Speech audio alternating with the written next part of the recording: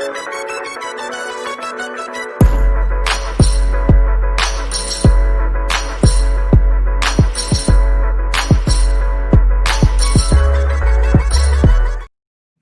yeah. Hello, my friends, and welcome to the Week 6 edition of Rotoworld Live, served by Applebee's, as always, for the next 45 minutes. John Daigle, Hayden Winks, Patrick Doherty, this way. We'll be helping you set your optimal lineup ahead of this important fantasy football matchup. Gentlemen, how are we feeling about today? We had a great preview show, which you can all check out next week when we do it on the Rotoworld Football podcast. We're all kind of feeling the slate a little bit. Feel like we have a good grasp on the action that is about to happen in an hour. Yeah, I mean, You like when people are healthy. A little bit of a shame DJ Shark is playing, but, congrats to him for being healthy. There we go. Yeah. There we go. I don't think anything too shocking came in this morning. I'll say that. I think we're pretty good to go. Well, a few important players are coming back from either a week absence or more. And Hayden, I want to get your take on one. Cam Newton is back. Cam Newton is facing the Denver Broncos. He is at home, 7.5 favorites. The Patriots are. What's your strong feelings towards playing Cam today? We know he has been fantastic near the goal line, putting up big points. But as we also know, that Denver Broncos defense has a few playmakers on it. He's going to be inside my top 5 rankings. I think he's an excellent DFS tournament play. The Broncos have historically been good, but they've lost a lot of pieces in their front seven. So I think that the Patriots have one of the best interior offensive lines. I think that they're going to roll today with Cam Newton. Daigle, quick thoughts on Julio Jones returning against the Minnesota Vikings. It's scary. You have to ask yourself your own risk tolerance. He returned to practice for the first time in the past 2 weeks on Friday and was removed entirely from the injury report. We are no longer dealing with Dan Quinn, who, oddly enough, when Julio returned last game on Sunday, apparently he was a situational player only. So hopefully Raheem Morris is open with these types of things. So, yeah, you know what Julio is. He's a wide receiver one. If he's healthy, we don't know if he's truly healthy. You have to ask yourself. Pat, does Matt Ryan throw a touchdown against the lowly Minnesota Vikings defense? Does he get a leg up on Daniel Jones? He has been Daniel Jonesing very, very hardcore lately. I think he will. And with Julio, the good news is that he was removed from the injury report on Friday, so he wasn't even technically questionable. But, obviously I'm suspicious about, seeing as he's barely played the past 2 weeks. And this could definitely just be like a Jimmy Garoppolo situation last week where, for whatever reason, he wasn't on the final injury report, even though he's still injured. But Julio, I have him as like the wide receiver 18-19. Matt Ryan, bold prediction, Matt Ryan will throw a touchdown today. There we go. Now that is out of the way, again, the important foundation point of the show is to help you set your optimal lineups. Many of you are already getting your questions in. We'll spend the next 40-ish minutes answering as many start-sit questions as we can get to. And let's start off with JP Irish. PPR, full point, Jarvis Landry, Tim Patrick, or Denard Robinson. DeMarcus Get Robinson. Denard in there, shoelace in the lineup, please. To be honest, Pat, that's exactly where my brain went to, was to Denard Robinson. Hayden, handle this one for us. None of these guys are going to be inside my top 36. I think I would go Jarvis Landry. Probably has the best target projection. Tim Patrick has the most big play ability out of the three. Demarcus Robinson is going to play a lot, but he's last in yards per route run. They don't want to get him the ball. The only reason why he's out there is he's a big, powerful blocker, and he does the dirty work for the offense. I think I would go Jarvis Landry, but it's not pretty. No, I don't think any of us are in love with any of these plays, and Jarvis Landry certainly hasn't produced at a maximum high level this year, but in someone who's playing a lot of snaps and a total that is just around 50 points, that's probably the right direction. All right, Daigle, your turn. Travis Accord, who has more boom potential in half-point PPR, Chase Claypool or Justin Jefferson? It is Chase Claypool for me now that Deontay Johnson has officially been ruled out. Having said that, Josh, I teased this on Twitter, and I would like to present it to you. I do like Chase Claypool today, but I'm giving you the opportunity to take him because I think Juju Smith-Schuster outright outscores Chase Claypool today. Okay. Can I get your reasoning so the people out there can peek inside the brain of John Daigle? I think we forget how high of a floor Juju Smith-Schuster has, despite lacking a ceiling so far. We just haven't seen it this year. And he has a terrific matchup. The Browns are getting beat up in the slot perpetually since they continue having to push Terrence Mitchell to the outside for Greedy Williams, who's on IR, and starting, what's his name, Tavion Ward, I believe, a third-year undrafted free agent who's allowed 16 catches on 20 targets this year. So I think it's a very big day for Juju, who we just are forgetting about. I'll take that. I'll take cool. Chase Claypool over that with the ceiling, and especially with Deontay Johnson being out. And I'm with you for Travis Accord's question that Chase Claypool is the right play. Pat, time for you. I mean, I have to start you off with a DJ Chark question. I just have to. Just pick one of these. This is from Gunnar Ernst, who's leaving this question on YouTube for us. Tyler Boyd, Darius Slayton, or DJ Chark? Who are you going with, Pat? Tyler Boyd, he's got the very safe floor. He had very little shot at his ceiling last week. It's another tough matchup, obviously, for Tyler Boyd, but this was like 4 for 42 is like guaranteed, which, is like 8.2 points right off the bat in PPR leagues. And that's like his absolute floor. I think we'll get more like the 6-7 Tyler Boyd realm today, which just such a safe floor. You got to play him. I'm going to pull up your rankings here, Pat, if I can get to it. Boom. There we go. Hopefully it's the updated version. I hope so too. It is. I hope so too. Shark in there. Yeah, he's at wide receiver 39, which is obviously outside of that wide receiver 36 that you discussed. But DJ Chark is someone that we're still waiting on, and hopefully, Detroit allows him to. Hopefully, Detroit allows Matthew Stafford to be a little bit unleashed, and that allows DJ Chark to do the same thing on that side of the ball. All right. Let's move on. Let's go now to you, Hayden Winks. Sit 3. Wonderful. You know what? With these questions, everyone out there, Omar Gomez, I love that you want us to set your entire lineup, but we'll go around the horn here. So that means each of you just pick one of these, as Pat refuses to do that and exits the chat. Let's go to the first one. Which of these names, Hayden, are you going to start? Alexander Mattison, Dave Montgomery, Joe Mixon, Kenny Galladay, Will Fuller, or Chris Godwin? Well, I spy 2 RB1s here with Alexander Mattison and Joe Mixon. So those have to be in the lineup. Mm-hmm. So you guys can pick the last guy, but those guys have to be in. The rest would be, it'd probably be Galladay for me, honestly. Montgomery's floor is fairly high, but I don't think I'd bench Galladay in this matchup. Okay. We'll move on. From Reason, who joins us every single week. Morning, boys. T. Higgins versus the Colts, or DJ Chark, not 100%, but no Marcus Trufant and PPR. Daigle, since Pat already had his DJ question, here's one for you. Yeah, it's still Chark for me. Okay. We don't know his injury. Like, he did return to practice, so he could be good to go. I'm not sure. I don't mind T. Higgins today, but I still think Chark has the higher floor. All right. Joey Dennis, big fan. You guys are awesome. I read Rotoworld at least 5 times a day, checking for any news, whatever. Yes. Thank you. Sit 1, full point PPR. Antonio Gibson, Myles Gaskin, or Darius Slayton. Strong feeling here, Pat? No, I guess I will go with the locked-in workloads for the 2 RBs. Myles Gaskin dodging a LeVeon Bell bullet, RB2 going forward. And we know Danny Jones due to throw that touchdown. Any day now, he's going to throw that touchdown. But yeah, I'm going with the 2 running back workloads. Who does it first, Pat? Matt Ryan or Daniel Jones? The age-old question. Matthew Ryan. Okay. The post Dan Quinn firing high, except for they're probably all really sad about it, because I think the only reason he kept his job is because they all really liked him as a human, which is over. Hayden, I know you and Daigle on the preview show, which you, again, can all find on the Rotoworld Football podcast feed. Myles Gaskin really piqued your interest, and he's a locked-in top 24 running back for both of you.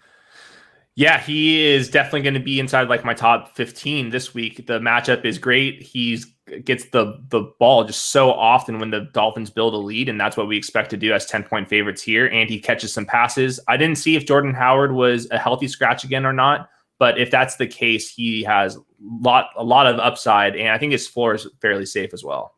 I believe, isn't that game one of the afternoon ones? It is. Okay, yeah, one of 2. So we're still looking out to see if Jordan Howard gets scratched. Although I would not think that last week was an anomaly. I think that's going to be consistent moving forward. Yeah, you can check out all of these live odds, which Hayden referenced over under our betting tools banner on the Rotoworld site. And as you can see, 8.5-point favorites the Miami Dolphins are at home. Once again, Ryan Fitzpatrick and company are going to show that they're a competent offense in the NFL. Okay, Let's keep it moving. Here's a good one. A really, really good one as I go back to a full screen.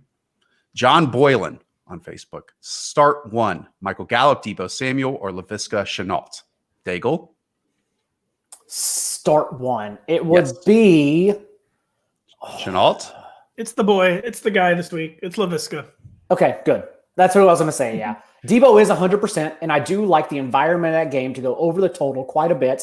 I want to see 1 week of Gallup with Dalton to see if he's still used the same, which I expect he'll be. And Shenault had already been trending in the right direction, leading the Jaguars in target share the past 2 games, even though Shark was healthy for those games. So, yes, Shenault. It's Shenault. Allegedly healthy. Well, Pat, win CS's week for him. Full point PPR, Julio Jones or AJ Brown? First, can you guys tell me if I should start Julio or Marquise Brown? I'm going to say A.J. Brown. I have Julio as like the wide receiver 18, 19. It's such a rough – it seems like a million years ago, Julio Jones had 157 yards in week 1 when he was fully healthy. And I'm trying to take comfort in the fact that he wasn't on the final injury report. But I am hedging my Julio rankings bets this week as a low-end wide receiver 2, and I got A.J. Brown a few spots higher. So the easy response is to just say they're close enough to where you don't accept Julio's possible egg, and you just start A.J. Brown, right? Like you wouldn't want to take the 0 when the receivers are this close. That's a perfect way to put it. Yeah, definitely. And I was amazed at how good A.J. Brown immediately looked last week after, we don't even know if he was at practice heading into that game. So it's incredible they're feeding the ball. They didn't do that at all last year. They're actually giving him open targets. But Adam Humphries comes back, and that seems funny, but like they use them similarly. So I'm interested to see him today. We love quarterback questions. Hayden Winks, this one is for you from Josh Wynn. Cam Newton or Big Ben? We know that Cam Newton has the Denver Broncos, and we know that Ben Roethlisberger is facing off against the Cleveland Browns. Yeah, I think Big Ben is a decent like QB 1-2 border, but Cam Newton's like has the upside that Big Ben just does not have right now. So I would go Cam Newton. Agreement all around? Cameron. 12 carries per game. It's Cam. Interesting. I'm going to side with Big Ben here. I mean, I know that he's kind of just being a point guard and just distributing to all these playmakers, but they have a ton of playmakers. And my biggest concern in that game is Myles Garrett's just playing fantastic and could get after a much more stationary quarterback than what we thought of Ben Roethlisberger in the past. It's just a weird thing in fantasy. Quarterbacks who are like 2 touchdowns and 270 yards every game feel very safe, but especially without the rushing. A lot of times more than you'd realize that's like QB 16 or 17 territory. I have been ranked higher than that, but yeah, I'm going running Cam Newton. As the host, I get to choose questions based on things that draw me, and Peachy Pie 007 might be among the Hall of Fame usernames that we've ever seen on the show. Sure. Let's go to James Conner or Robbie Anderson in the flex, John Daigle. Which side are you leaning here? It would still be Robbie Anderson for me. I know we saw DJ Moore finally emerge, but remember, that was his production. He just finally delivered on his targets, whereas Robbie Anderson came out and got 15 targets as the clear number 1 receiver, as we've talked about the past few weeks for that team. He's the player you can't bench because he's the wide receiver 1 for the Panthers. We have a longtime reader, first-time asker. This is Canuck with luck. Sit 1. Thank you for not saying start 2. Sit 1 in full-point PPR. Will Fuller, Jamison Crowder, or Terry McLaurin. Hayden, we saw last week what bad quarterback play, namely in Alex Smith, tanked Terry McLaurin. Will that happen again this week? And if so, he's the answer here. I would sit Terry McLaurin. That doesn't mean I don't like Terry McLaurin, but I love Jamison Crowder, and I love Will Fuller. Yeah. If you give Hayden Jamison Crowder, he's going to say, wide receiver 2 or 3 overall, Jamison Crowder got to be in your lineup, boys. I mean, it sounds like a joke, but it's the truth in terms of fantasy points per game. The only thing I'll say is Rashad Perriman is coming back. But yeah, Jamison Crowder is top 16, 17. All right. Patrick Russ is also a first-timer. Congratulations. Patrick, since you share a link in your name, this one's over to you.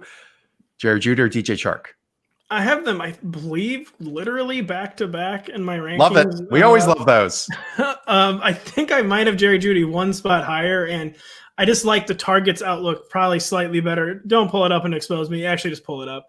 I think that I have one spot higher for Jerry Jeudy. I like the targets outlook a little better for Jerry Jeudy than DJ Chark, who's just stuck in like, is he healthy, is he not territory.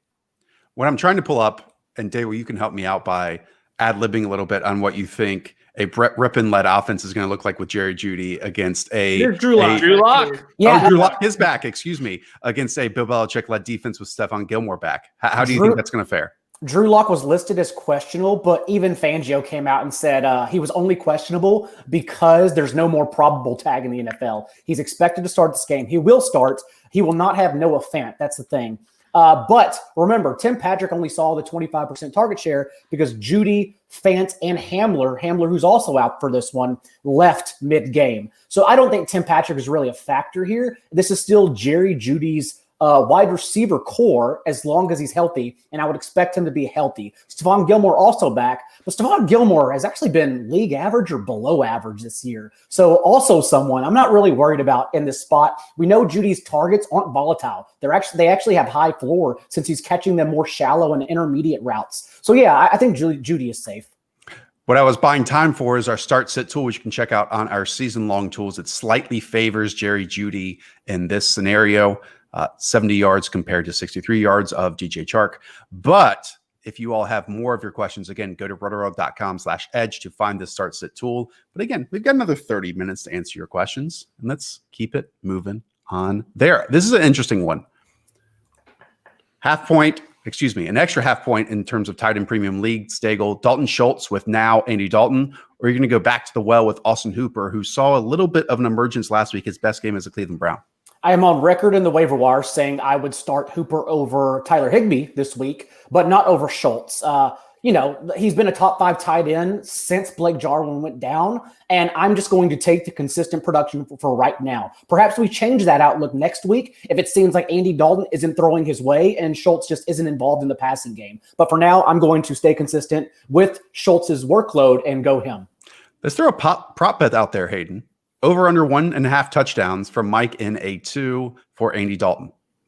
I think he's more likely to go over than under here. I think that people are kind of sleeping on Andy Dalton as like not the worst quarterback ever. I mean, he hasn't had pieces like this. That's fair. In a long time. So I think that when he has had pieces, he's produced. Of course, the offensive line is a stone cold disaster, but the Cardinals can't rush the passer without Chandler Jones. So I think that's the moving over point for me. If there was an ideal game to come back into a starting role for Andy Dalton with this bad offensive line, it would be against the Arizona Cardinals.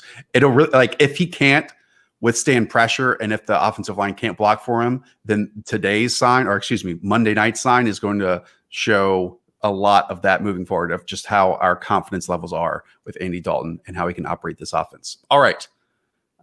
Where should we go? Is this, Pat, thinking of Chase Claypool a little bit too high? Chase Claypool or DJ Moore?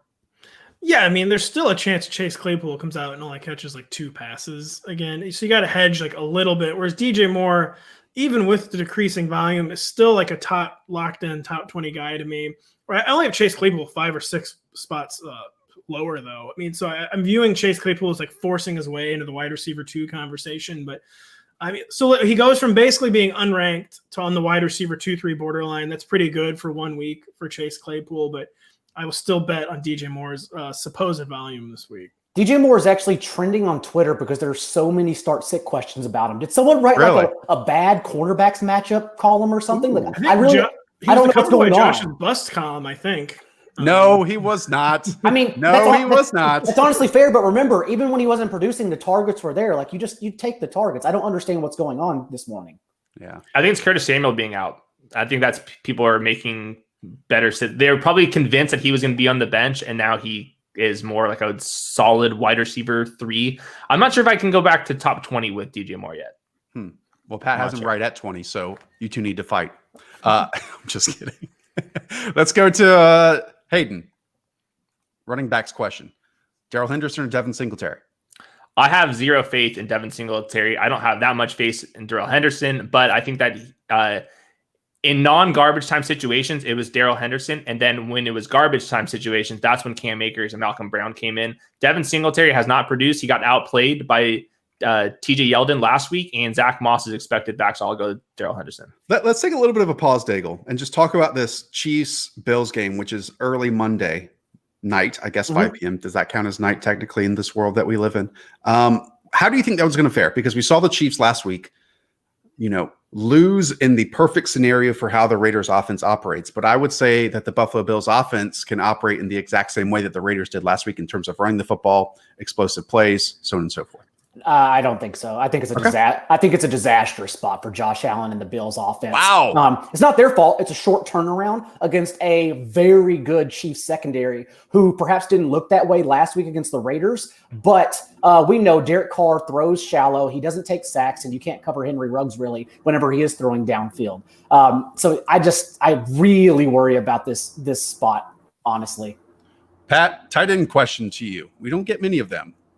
So make this one count. Football diehard, George Kittle, Mark Andrews, or Robert Tonyan. Thank you. I mean, I even have Robert Tonyan in the top 5 this week, which is maybe a little too bold. I have him as the tight end 5. But I mean, it's still Georgie boy, who has sandwiched the 15 catch outburst with 2-4 catch. But like Kittle, basically, the floor is similar to Mark Andrews right now. And unlike Mark Andrews, he has already had a ceiling week, and we still expect ceiling weeks from George Kittle very often. And Mark Andrews hasn't quite demonstrated that ceiling yet this year. Hayden, we talked about it on that preview show.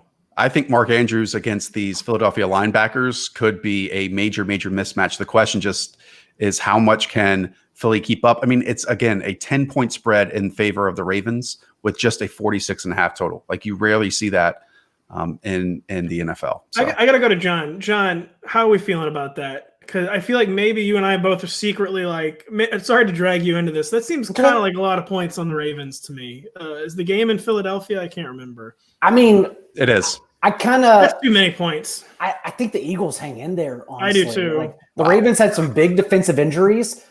We know where you can attack Baltimore in the front 7, and there's no answer except to give the ball to Miles Sanders here. So I kind of think the Eagles hang around, honestly. I knew John had to be feeling the same way, so I pulled him in, have him be the fall guy. The Silva Manor. So I'm not with the group thinking in the basement right now, but the Silva Manor is declaring Eagles outright. I'm not there just yet, but I do agree they hang around.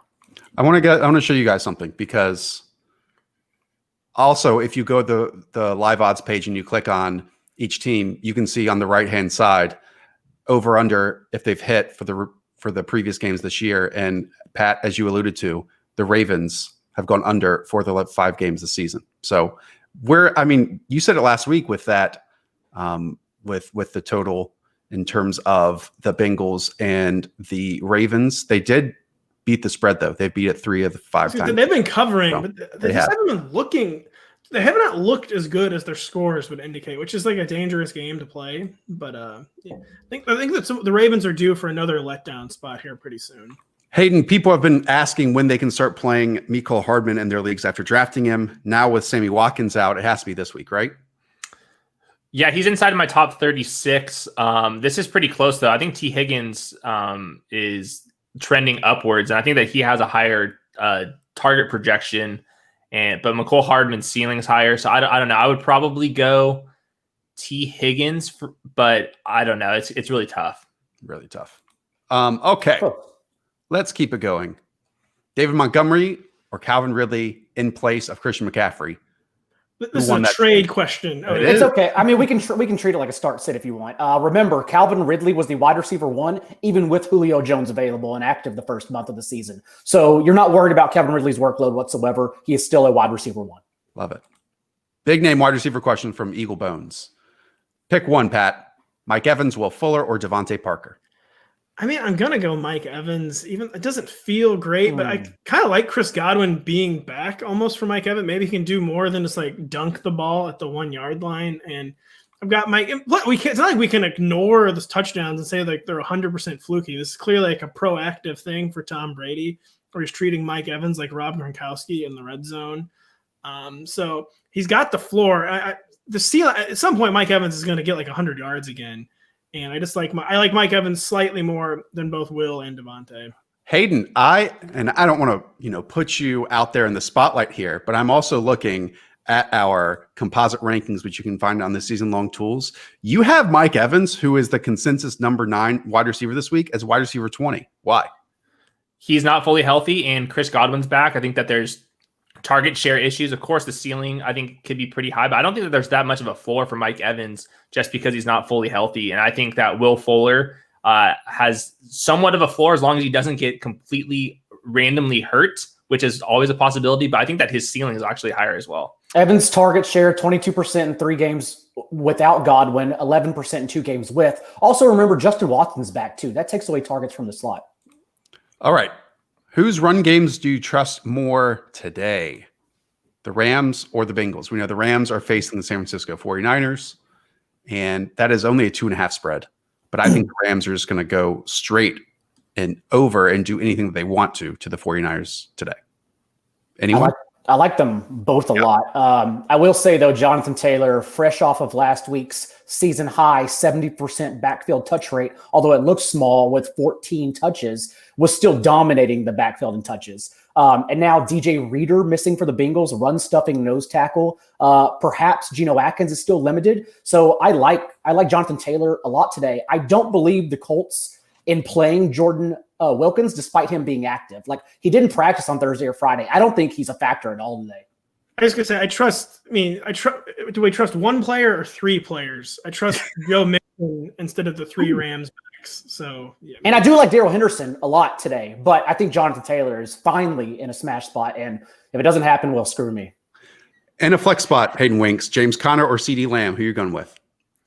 I will go James Conner. I think that his touch floor is way higher, and I think this is a pretty good spot for James Conner. I think that the Steelers could run away with this game. I don't think the Browns are fully healthy, and I think that the Steelers' defense is legit, and James Conner, while he hasn't looked explosive, he's getting all the touches.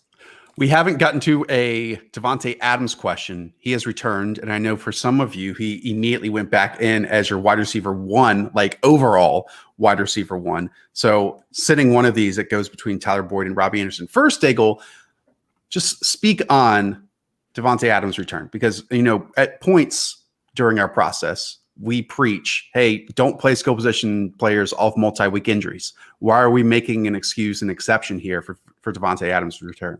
He was ready to go on Monday night before the team's bye week. That's why he tweeted frustratingly that he was actually scratched for that game. The team intelligently gave him another 14 days. So he's practically been 3 weeks healthy now in his quest to finish as wide receiver one, which he was with 17 targets in his only healthy game so far this year. He returns in an amazing spot in a game environment we think goes over now that both teams are finally getting healthy and they play at the 4th and 5th fastest rates in neutral game script. So Davante Adams, I mean, you have to start him as the overall wide receiver one since he's back.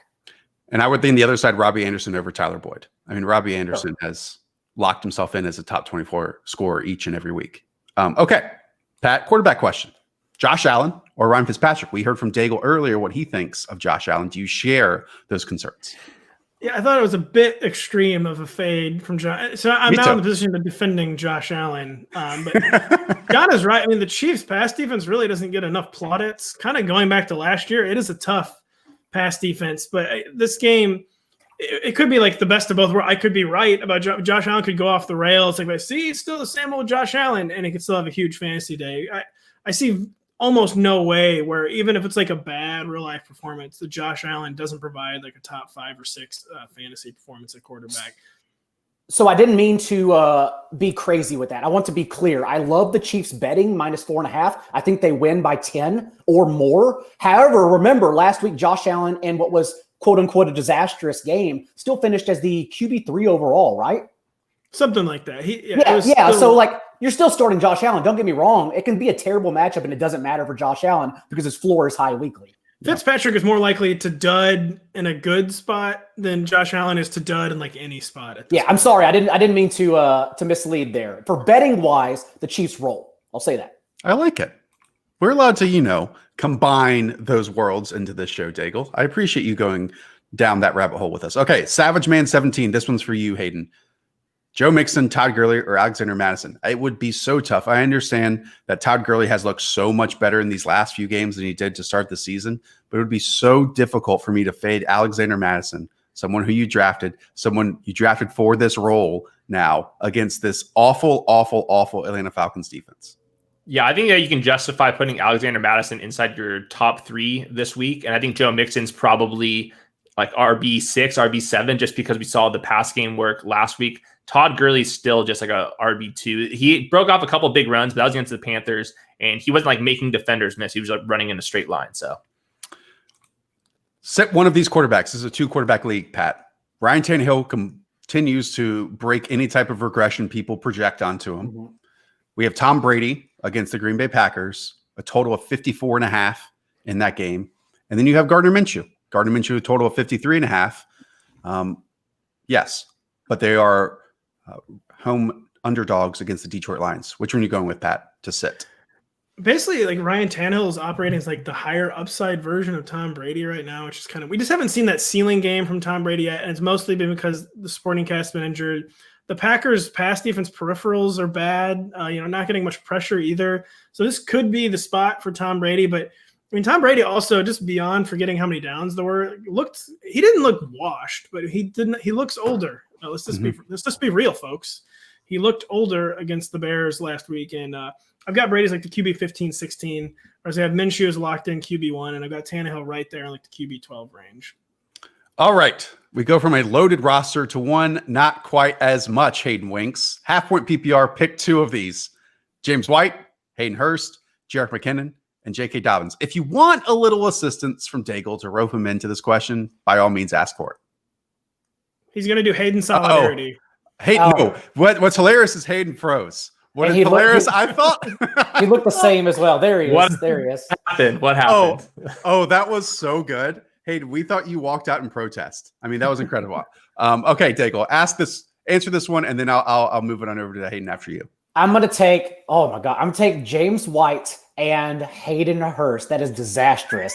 Jerick McKinnon, he was not even involved practically with Raheem Mostert back last week. So I think he goes back into that 3 to 6 weekly touch range. So maybe that does outscore Hayden Hurst, honestly. But Hayden Hurst is still out there running routes every single week. I just take him in this spot. And then J.K. Dobbins, he is the better stash among the Ravens backfield. You cannot possibly start him in any league because he gets one touch for 30 yards weekly, and they don't care at all.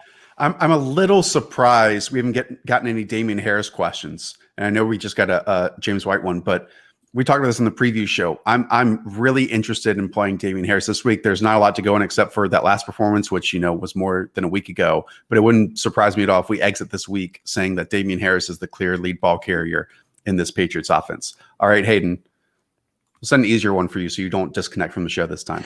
Juju Smith-Schuster, Odell Beckham, and full point PPR from Leon Coward. I'm going to go with Odell. I think that his ceiling is much higher than Juju's. He's been battling the illness, but that doesn't seem like that's that big of a deal. And I think that the Steelers have been giving up some deep shots, and I think that Odell is the clear-cut alpha with Jarvis Landry kind of limping around. So I'll go Odell. Okay. I will say I'm somewhat worried about the Browns offense today because Baker clearly banged up and getting the start because they have nowhere else to go. Odell didn't even practice to close the week with an illness that was non-COVID related, and he's available today. And Jarvis Landry is clearly banged up, getting up off the field and coughing up dust every single time he tries to catch a ball. So I'm definitely worried about the Browns as a whole against the Steelers defense that's going to get after it today. Yeah, it's not this simple, but it's, a great running offense versus a great rush defense. Yeah. And which one wins in that formula? I got to say, thoughts and prayers to our former colleague Ian Hartitz on the Odell Beckham copter today. We make our own beds, buddy. We make our own beds. Pat, over to you from Matt Nav 8. Sit 1, and this is a loaded backfield. He has Jonathan Taylor, Raheem Mostert, CEH, or Myles Gaskin. I mean, it's tough to sit any of these, but I am sitting Myles Gaskin, even though it's a great spot. And we saw Myles Gaskin get the goal line carry after Jordan Howard was deactivated last week. But I mean, Myles Gaskin to me is still the worst player of the four there. And it's not like any of them really have a bad environment this week. So Myles Gaskin is a slightly better kind of touch outlook probably than both CEH and Mostert. But I'm benching Myles Gaskin. Should we have the CEH LeVeon Bell conversation right now quickly? Anyone have any strong remarks there? I mean, this is one of the few starts that we're going to get without LeVeon Bell. It also might be next week. Who knows? But CEH, while he had a great week 1 and has gotten a lot of work, he hasn't converted, as Pat knows, those goal line carries into touchdowns. We haven't seen that many explosive plays for him. I still think he can be a top 12 running back moving forward, but Hayden, Le'Veon Bell's addition absolutely complicates things because we have no idea how the touch outlook is going to be for the remainder of the season. Yeah, the upside and the floor for both these players are still really high and really low just because we don't know how the touches are going to be divvied up. I would think that Le'Veon Bell, the bigger back, is going to end up being the short yardage guy. I'm curious what they're going to do on third down. So that was Clyde Edwards-Hilaire's bread and butter. But Le'Veon Bell also is very good and might be more reliable in pass protection. So I would think that CH probably gets more touches over the next 6-7 weeks, but he has to kind of earn that, keep that job with his play, because I think Le'Veon Bell is there to. I mean, he could end up being like the better back. Who knows? Oh, for sure, he totally could be. Go ahead. Yeah, sorry, John, you go first. Oh, I mean, Clyde Edwards-Helaire has one power run since week 1. That's it. They've been doing fullback runs. They've been doing jet sweeps. I don't know if they've lost trust after week 1 in Edwards-Helaire up the middle, but clearly Le'Veon Bell has come to take that role, and those are the most important touches. So Edwards-Helaire will lead weekly in touches, in my opinion, but Bell is definitely a factor, and we have to keep him alive because remember, the Jets were allowing the fewest rushing yards prior to contact. Now Bell is in a much better spot in the Chiefs offense. Yeah, I mean, I frankly see no way Clyde Edwards-Helaire even comes close to RB1 value going forward. And I think next week I'm going to slot him into like the RB 20 to 28 range for Le'Veon's apparent debut next week. I'll see H in like the 20 to 28 range, and Le'Veon maybe in like the 30 to 32 range. But then after that, I wouldn't be shocked if it's Le'Veon, because Le'Veon, I mean, he is going to be the short yardage guy. And as Hayden said, the real problem for CEH is that their signature skill is the same. Like, we don't know if Le'Veon Bell is still good, but I mean, Le'Veon Bell is one of the most famous pass catching backs in NFL history. So that's like a big problem for CEH, that their signature skill is the same. I will say real quick that Le'Veon Bell has been dealing with injuries as well. So this doesn't mean that there's like no chance that CEH loses all of his RB1 value. Le'Veon Bell could either be really bad like LaShawn McCoy. I don't think that's going to be the case. I think Le'Veon Bell has shown enough. And he also has some re-injury risk. I think that there's still a pass to Clyde Edwards-Helaire. You obviously have to lower expectations. He just hasn't even been an RB1 though without Le'Veon Bell. You know, I think that was kind of bad luck though. Yeah, it was bad luck. The usage was RB1. I traded CEH for Jonathan Taylor yesterday, by the way, in a home league. So that's where I'm at with him. I guess RB1s usually get more than 10 to 12 carry. The usage wasn't even quite RB1. I mean, the targets though. Look at the targets. The targets, but I mean, yeah. That's RB1. Let's fight. Let's all just fight. This was wonderful. That was awesome, guys. We'll keep it going, though, to answer people's questions out there. Hayden, Chad has an unanswerable question, at least one that we ask ourselves each and every week. Kenyon Drake or Chase Edmonds? Carries versus production. Which one do you think is going to win out this week? I will go Drake just because the volume is higher. I don't think that the Cardinals are ready to move on from Drake quite yet. I think that Chase Edmonds remains one of the best bench stashes in fantasy just because he has more explosion than Drake. That's very evident based off of film, based off of numbers, however you slice it up. But you still have to trust Drake until the roles kind of change. Pat, Odell Beckham or David Montgomery? Team RotoPat tweets from Sinvin. Oh, man, I don't know. This makes me feel very dirty, but I guess I'll say David Montgomery because the Panthers kind of overachieving as a pass defense, very, very much. They're not underachieving. They're achieving to what we expected as a run defense. Terrible run defense. And I was talking about the eye test earlier from the Bears Bucks game last Thursday. Someone failed it much worse than Tom Brady, and that was David Montgomery. But it's too hard to argue with the workload this week against a bad run defense. Daigle, you expressed some concern about the Browns this week against the Steelers. Is this taking it a little bit too far when questioning Kareem Hunt versus the Steelers or James Robinson versus the Lions? It is very close. I'm still taking, it's splitting hairs here. I'm still taking Kareem Hunt. I think that's the one player who is matchup proof. And he still gets targets. Remember, his touch count would have been higher last week had he not cramped in the fourth quarter. So the workload is there. The targets are there. He's a safe play. Johnny V knows how to get my attention. Half-point PPR. If you dare, pick two of these. Chris Godwin, Kenny Galladay, and AJ Brown. Ooh, that was a blast from the past. Or Justin Jefferson. Hayden, pick one, and then we'll get Pat to do the other one. I have Kenny Galladay ranked the highest. He has a very easy matchup this week, and he's been dominating targets even when he's not fully healthy. I think that coming off the bye, he's a must play. Pat?